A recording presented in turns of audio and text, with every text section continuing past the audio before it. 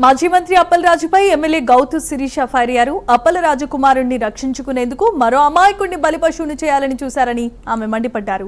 Road ప్రమాదం సహజమే, కానీ వ్యవస్థను తప్పుదోవ పట్టడం సరికాదని గౌతు శిరీష స్పష్టం చేశారు. అధికార మదంతో ఇలాంటి నీతిమాలిన పనులు చేస్తున్నారని, ఇది అక్రమమని ఖండించారు.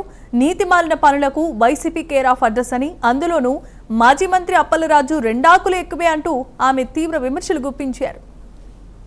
డ్రెస్సింగ్ ఒక తప్పు జరిగిందని తెలియగానే వెళ్ళి వాళ్ళని అరెస్టేషన్ చేయమని చెప్తే పచ్చి అబద్ధాలు సిగ్గు లేకుండా మాట్లాడే వాళ్ళు ఎవరన్నా ఉన్నారంటే అక్కడెక్కడో తాడేపల్లిలో కూర్చున్న జగన్మోహన్ రెడ్డి, ఇక్కడ కూర్చున్న ఈ అప్పలరాజు, ఈ ముఖ్యంగా వైసీపీ బ్రీడ్ అంతా ఇంతే. అప్పలరాజు గారిని అడుగుతున్నాను, నీ సొంత కొడుకు యాక్సిడెంట్ చేస్తే నీది ఎంత క్రిమినల్ బ్రెయిన్ అయితే నిమిషాల్లోని నువ్వు నిర్ణయం తీసుకొని నీ కొడుకుని బాలకృష్ణ గారి హాస్పిటల్ తీసుకెళ్లి డ్రెస్సింగ్ చేయించి పావు గంటలోని ఊరు దాటించి ఇంకొక అమాయకుడికి మరి నువ్వేం ఆశ చూపించావో తెలీదు, ఇంకొక అమాయకుడిని పోలీసుల దగ్గర లొంగేలా చేసావు.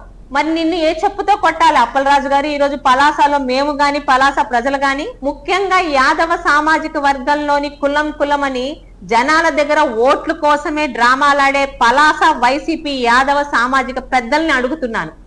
ఈ రోజు మరి మీ సామాజిక వర్గంలో ఒక వ్యక్తి మృతికి కారణమై ఆ నిరుపేద కుటుంబాన్ని రోడ్డు మీద పడేసి తన కొడుకుని తప్పించిన అప్పలరాజుతో ఉంటారా మీరు?